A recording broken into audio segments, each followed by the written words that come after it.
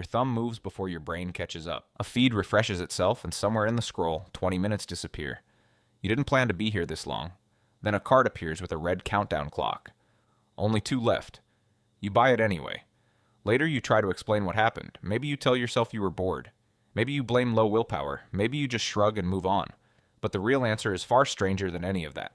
Nothing about that scroll or that purchase happened by accident. It was studied, tested, refined by people who understand your brain's wiring better than you do. Start with a strange question.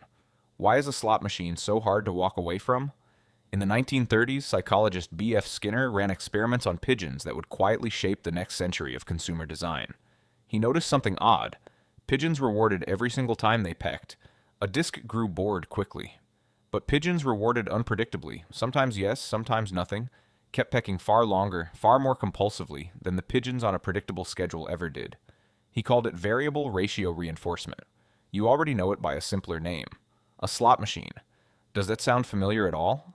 It should, because the exact same mechanism now lives inside your phone. Every time you refresh a feed without knowing what's coming next, a like, silence, a message, nothing. You're pulling a lever built on the same principle Skinner discovered watching birds in a box. Decades later, sociologist Natasha Dow-Schull spent years inside casinos, studying how modern slot machines are engineered. She found that the most profitable machines weren't the ones with the biggest jackpots. They were the ones with the smoothest reward loop, designed so there was never a natural moment to stop. She called the resulting trance-like state the machine zone, a place where players stop caring about winning and start caring only about staying in play. Now look at your own phone. Is there ever a natural moment to stop scrolling? There isn't, and that's not an accident either. A newspaper ends, a television episode ends. A scrolling feed simply doesn't. The bottom of the page was engineered out of existence. This isn't only about attention, though. It's about spending too, and the two are more connected than most people realize. Psychologist Robert Cialdini spent decades cataloging the specific triggers that move people to say yes, principles now baked into nearly every major shopping and tech platform you use. One of the strongest is scarcity. Tell someone a resource is limited and its perceived value jumps immediately, often with no connection to how useful the thing actually is. That's the only 2 left in stock you keep seeing. That's the countdown clock, ticking the second you add something to your cart. Your brain doesn't pause to calculate whether it's really running out. It reacts the way it might react to a genuine threat, fast, automatic, mostly unconscious. Cialdini also documented social proof, the instinct to look at what everyone else is doing whenever we're unsure ourselves. That's the small line of text under a product showing how many people bought it this week. That's the reviews quietly sorted to show the most persuasive ones first. None of it proves the product is actually good.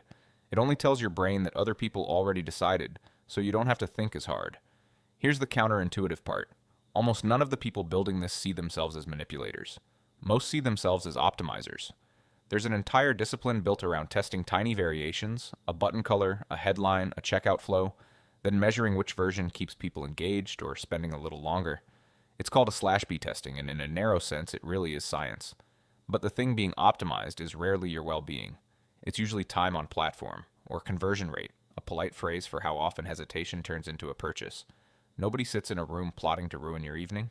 They sit in a room running experiments, and the experiments that win are, almost without exception, the ones that exploit the exact shortcuts Skinner, Schull, and Cialdini spent their careers documenting. So is any of this ethical? That depends entirely on who you ask.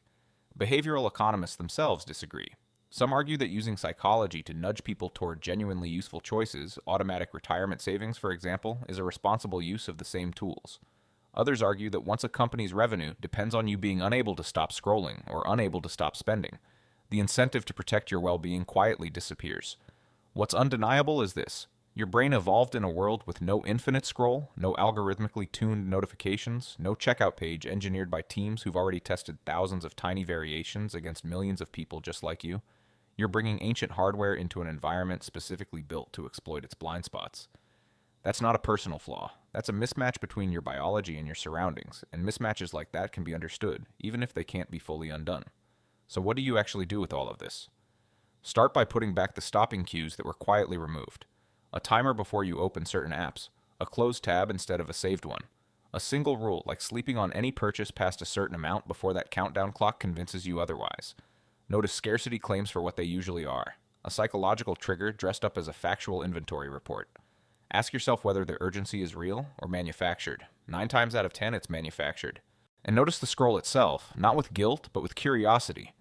What were you feeling right before you opened the app? What were you trying to interrupt? The pull is rarely about the content itself.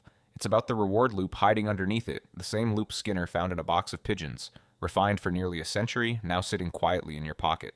None of this makes you weak for falling for it. It makes you human, running the same reward circuitry your ancestors once used to find food and avoid danger, now aimed instead at a checkout page and an endless feed. Your thumb moves toward the app one more time. This time, though, you notice exactly what's happening while it happens, and that alone changes everything.